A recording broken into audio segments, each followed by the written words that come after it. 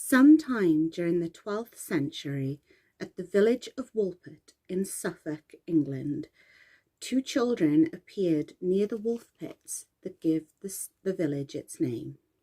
It was harvest time, so many of the villagers were nearby when they heard the cries of the two children.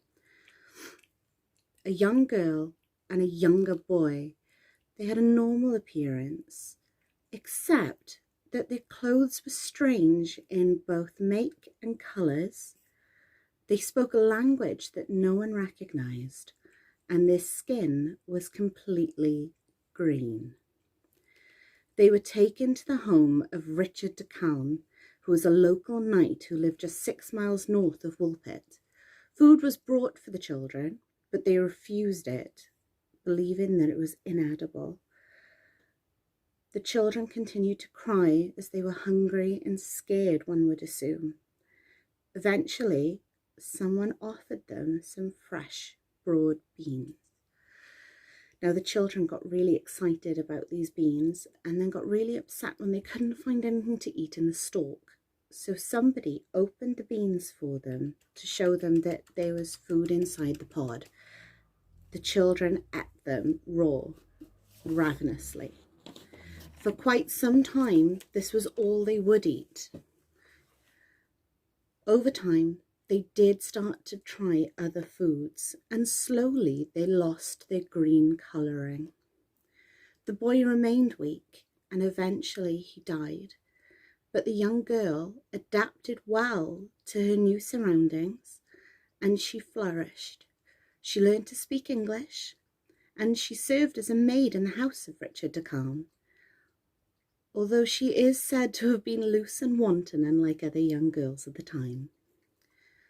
After she finally learned to speak English, the girl told a fantastical tale of how she and her brother came to Woolpit. She said that they came from a subterranean land called St. Martin's Land, where it was always twilight, never dark, never full sun. But across the river, they could see a luminous city. One account has her saying that she and her brother were tending their father's flock when they heard bells ringing, and they were entranced by the sound, so followed it into a nearby cave. They continued to wander through the cave, listening to the bells, trying to find the source, when they suddenly found themselves in the bright sunlight at the edge of the wolf pits. They turned around to try and go home, but they couldn't find the entrance to the cave again, so they were trapped. And that's why they were crying when the villagers found them. Another account records that the girl said she didn't know how they got there. One moment they were in St. Martin's Land, and the next moment they were there in Woolpit. They had no idea how they got there. Now, these two accounts came from two authors of the time, Ralph of Coggeshall and William of Newburgh. They both state that they spoke to reliable witnesses at the time, even to Richard de Calne himself. So we do have primary sources here and secondary sources, which is brilliant, and we know that this came from the actual time, so it definitely lends credence to something having happened. Now, William also adds to the tale that the girl married a man from King's Lynn, which is 40 miles away, where she was apparently still living at the time that he wrote his account. This story was actually investigated not in the not too distant past by the Scottish astronomer Duncan Lunan. Now, he didn't write about the Green Children of Woolpit until he wrote an article for Analog Science, which is an American science fiction magazine, and the article was published in 1996. In this article, he actually suggests that the children were aliens who were accidentally transported to Earth due to a malfunction in a matter transporter. Along with this, he claimed to be able to trace the girl's lineage right up to the present day. So supposedly the young girl had children with the man she married, and their descendants are still living today. He also said that having looked through the details of Richard de Calne and his household, he was able to find out that the girl's name was Agnes, and that the man she married was named Richard Barr. Now, Duncan came to these conclusions based on his research into the family history of Richard de Calne. So if he's done his research well, then we can assume that, yes, there was a maid called Agnes in his household, and that she did marry a man named Richard Barr. Whether or not she's the young girl is, who knows. Now, the idea of the children being extraterrestrials is by no means the only theory about the origins of these children. So there are quite a few ideas. We'll have a look at some of them now. So another theory is that the children could have been fairies. Now, I know that sounds a little out there, but bear with me here. So in Celtic mythology, not all fairies were cute, tiny little sprites with wings like Tinkerbell.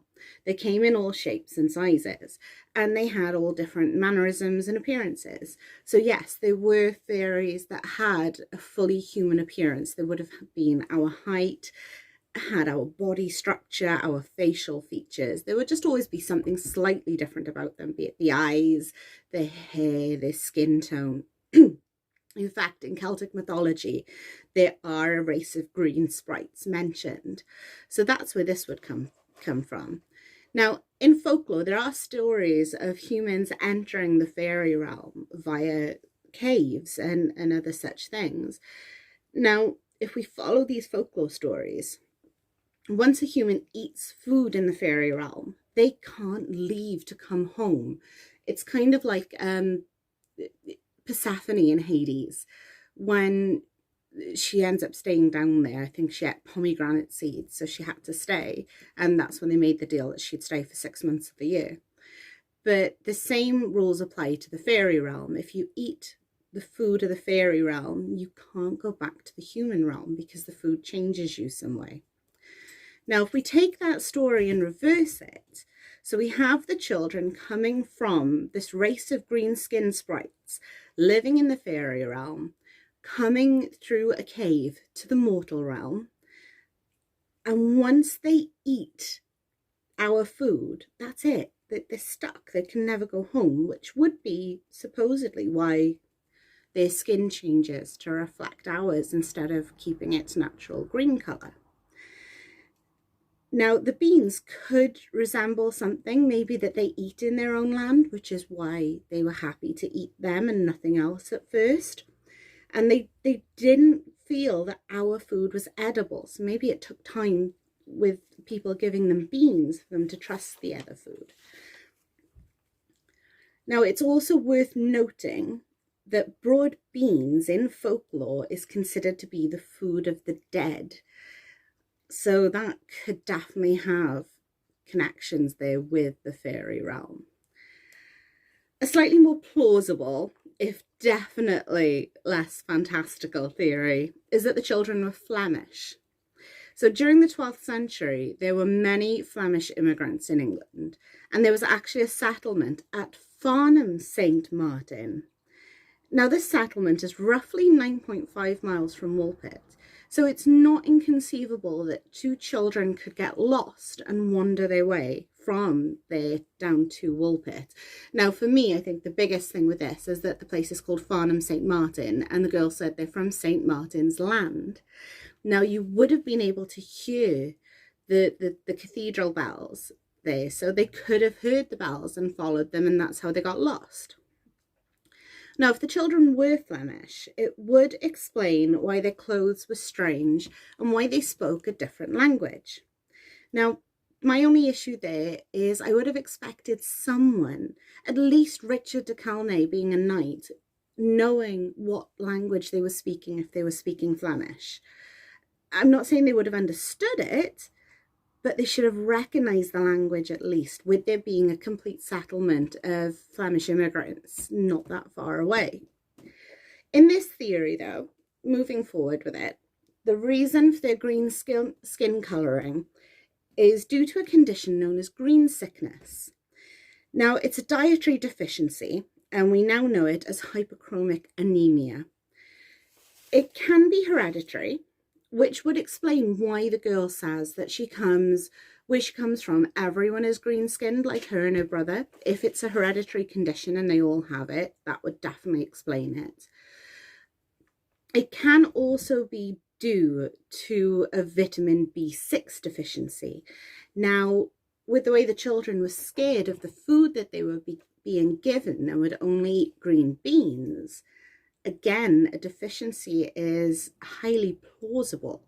I mean, you all know that if you don't eat the right variety of foods, or at least get supplements to give you the vitamins you're missing, you can become quite sick.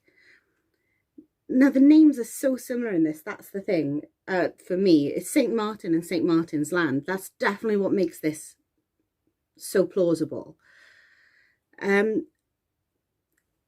honestly think that while it is the most boring theory, it's definitely sounds like the right one. But there is one final train of thought as well.